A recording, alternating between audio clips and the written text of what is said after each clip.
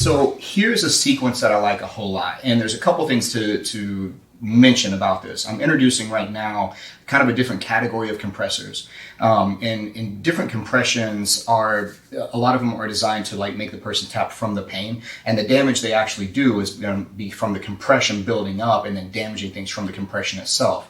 However, there's some gray area whenever you start to look at things like the Baratoplata and the Tricoplata, which I would still consider in partly with a foot under the umbrella of compressions.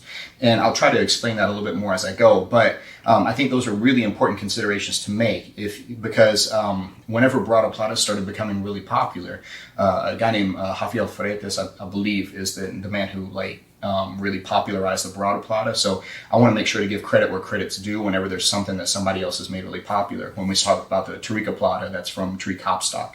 But anyway, I encourage you to go see if you want more details about those specific ones, then look up their stuff. But whenever it became popular, what people would start doing is sometimes you would see people tapping in competition from the compression of the lock itself versus the intended purpose, which is actually a shoulder lock similar to a Kimura.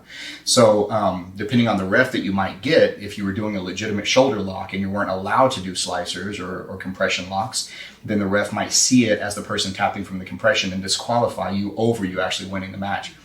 I don't know how much that even matters, but it's just an interesting thing that happened. When we're looking at this is where I want to introduce it from. We're going to look at from S-mount. And this is a sequence that I like a whole lot from S-mount because sometimes, even if you can accomplish a pretty good S-mount, which I would call this a pretty good S-mount, a really good S-mount, her head would not be able to touch the floor, in my opinion. But if we get to a pretty good S-mount to where I'm kind of high up near her diaphragm, I'm tucking the arms in so she doesn't have the ability to tuck her arms super tight, depending on her size and stature and everything. But she's defending in here. Now, the most immediate threat if I'm in this configuration of an S-mount is that she's worried about me attacking this arm for a straight arm bar. So because she's worried about this arm for a straight arm bar, if she doesn't defend it, then I'm just going to go and I'm going to look to get that straight arm bar. If she does defend it, she'll bring this arm on top to defend that one. Often she'll leave space on the defending arm either by her wrist or by her elbow. If it's by her wrist, what I like to do, and I think this is a cool little trick, is to work my little ninja paw in there and try to get this out. And then I'm going to cup here. So I'm going to go palm up and I want to look to cup and hug her elbow tight to me. And then I'm going to try to take her wrist back toward my knee. And maybe that might get a little short Americana. It at least gets a threat worked up bad enough to where she has to defend this now. And she has to bring that other arm on top. Now we're back to that first side arm because if she defends with that one, I can come back and look to finish with a shotgun style armbar. So that's a sequence of 3 right there that are pretty dangerous. I can attack this arm. If she defends with this one, I can attack this one. If she defends back again, I can attack this one. So we're going back and forth, back and forth. So where the Baratoplata comes into this and the compression comes into this, it's kind of interesting that if I don't feel like I can get by her wrist, that means typically that there's going to be space by the elbow.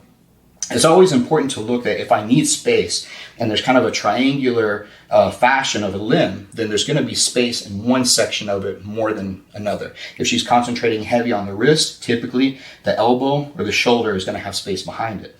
So what I'm going to do is I'm going to confirm her pressure on her wrist here. I want to keep her committed to the weight on the wrist because now I'm going to come in by the elbow here this way.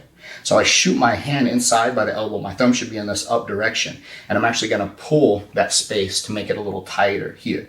Once that happens, I want to think about this hand touching my thigh. And I'm going to bring my thigh to my hand to make that happen, right? So what that looks like is I'm going to step out here and bring that leg around. And now I have this kind of configuration here, this way. So once we're here, now it's okay if she wants to turn up and into me. And she typically will because one of her initial plans in this entire sequence was worried about pulling this arm inside to alleviate the danger of that initial armbar.